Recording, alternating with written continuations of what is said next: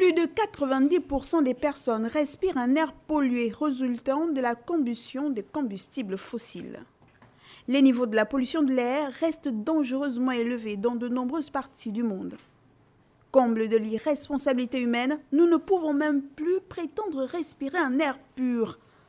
En effet, l'exposition à la pollution de l'air extérieur provoque non seulement le cancer du poumon, mais augmente également le risque de cancer de la vessie. Tous les jours, nous dépendons de la biodiversité pour rester en vie et en bonne santé.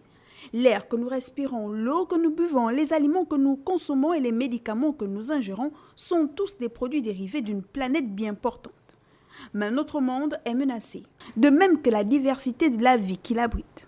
La déforestation, la pollution, les émissions de gaz à effet de serre, l'assèchement des zones humides, les changements climatiques, la mondialisation et d'autres facteurs de vie moderne font disparaître des espèces et endommagent les écosystèmes à un rythme effréné.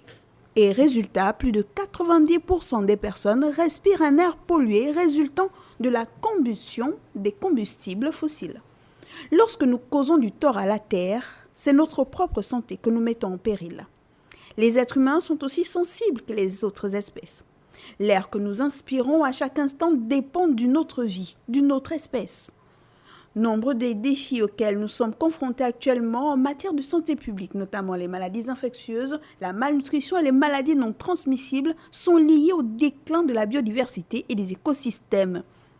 La pandémie de la Covid-19 a montré combien la santé est une affaire collective, que les appels à la responsabilité individuelle brouillent et dénaturent. Mais le collectif, dont il faut prendre acte et devenir partenaire, dépasse de loin la seule espèce humaine. Retenez donc que plus de 90% des personnes respirent un air pollué résultant de la combustion des combustibles fossiles. Qui a dit un jour qu'un homme bien portant est un malade qui s'ignore ?